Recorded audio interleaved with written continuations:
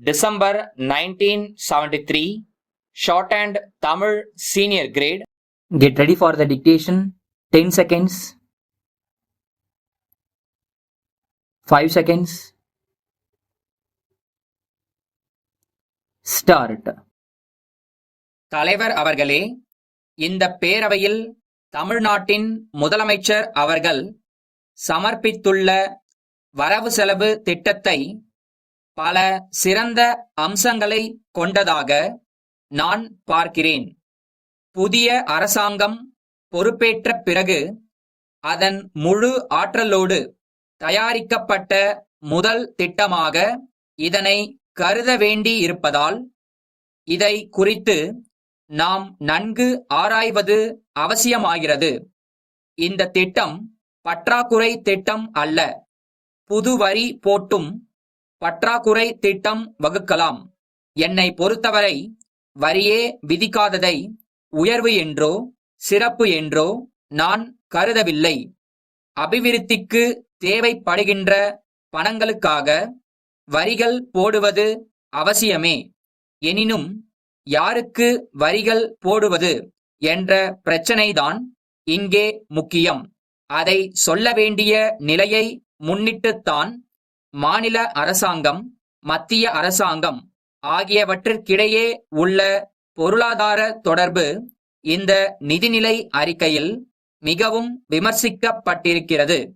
மாநில அரசாங்கம், மத்திய அரசாங்கம் ஆகியவற்றுக்குள்ள பொருளாதார நிலைமை, வரிவிதிப்பு அதிகாரம், வரி பங்கீடு ஆகியவற்றை பற்றியெல்லாம் முதலமைச்சர் அவர்கள் விமர்சித்திருக்கிறார்கள். இனிமேல் வரி விதிப்பதற்கில்லை என்ற உண்மையினை உணர்ந்து வரி போடுவதை தவிர்த்திருக்கிறார்கள். அதற்காக முதலமைச்சரை பெரிதும் பாராட்ட கடமைப்பட்டிருக்கிறேன்.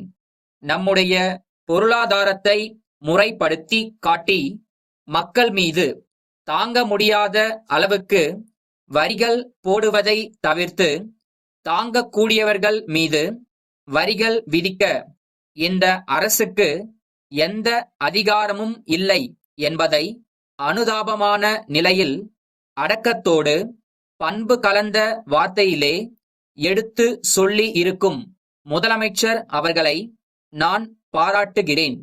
அடுத்து, இலங்கை அகதிகள் பற்றிய பிரச்சனை மிக வருந்தத்தக்கதாகும். சிங்களத்தையும் சேர்த்து ஆண்ட தமிழ் மரபினர் இன்று கடலில் தூக்கி எறியப்பட்டு தமிழகம் வருகின்றார்கள். இதை நினைக்கின்றபோது மனம் கொஞ்சம் சங்கடம் அடையத்தான் செய்கிறது. சென்ற ஆண்டு வரை பர்மா அகதிகள் இங்கு வந்தார்கள். இந்த ஆண்டு இலங்கையிலிருந்து அகதிகள் வர இருக்கிறார்கள். இனிமேல் வந்து கொண்டே இருப்பார்கள். இந்த அகதிகள் பிரச்சனையில் மத்திய அரசு இன்னும் கொஞ்சம் பொறுப்போடு, கடமை உணர்ச்சியோடு நடந்து கொண்டிருந்தால் இந்த சிக்கல் தோன்றி இருக்காது. இது சர்வதேச பிரச்சனை. தாயகம் திரும்பும் அகதிகளை குடியேற்றுவதற்கும் அவர்களுக்கு புனர் வாழ்வு அளிப்பதற்கான வழிவகையினை காண்பதற்கும் மாநில அரசு வழிவகை செய்திருப்பதை எல்லோரும் பாராட்டி இருக்கிறார்கள். இலங்கையிலிருந்து லட்சக்கணக்கான குடும்பங்கள் வர இருக்கின்றன. ஏற்கனவே பர்மா அகதிகள் பற்றிய அனுபவம் நமக்கு இருக்கிறது. அவர்களுக்கு சரிவர நிவாரணம் ஏற்படவில்லை. இதற்கென தனி அதிகாரி ஒருவரை நியமிக்க வேண்டும்.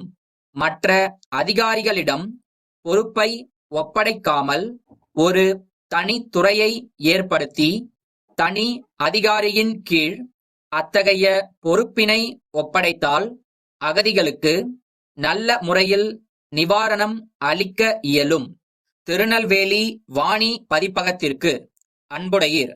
எங்கள் நிறுவனத்தின் பிரதிநிதி உங்களை அண்மையில் சந்தித்து நம் இரு நிறுவனங்களுக்கிடையே புத்தகங்களை பரிவர்த்தனை செய்து கொள்வது குறித்து கலந்துரையாடியதை நினைவூட்ட விரும்புகிறோம்.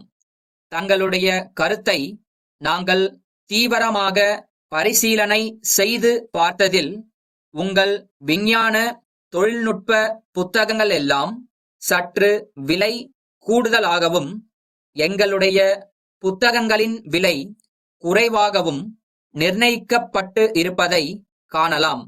200 பக்கங்களுக்கு தாங்கள் 15 ரூபாய் விலை நிர்ணயித்திருக்கும் போது நாங்கள் 400 பக்கங்களுக்கு 25 ரூபாய்தான் விலை வைத்துள்ளோம். இருதரப்பு புத்தக ஆசிரியர்களும் சமமான புகழ் வாய்ந்தவர்களே இருந்தும் உங்கள் நூல்களுக்கு குறிப்பிட்டுள்ள விலை சற்று கூடுதலாக இருப்பதால் அதனை விரைவாக விற்பது கடினம் என்று தோன்றுகிறது. ஆகவே இதனை பற்றி தாங்கள் ஆலோசித்து தகவல் அளிப்பீர்களேயானால் சிறந்த ஒரு முடிவுக்கு வர இயலும்.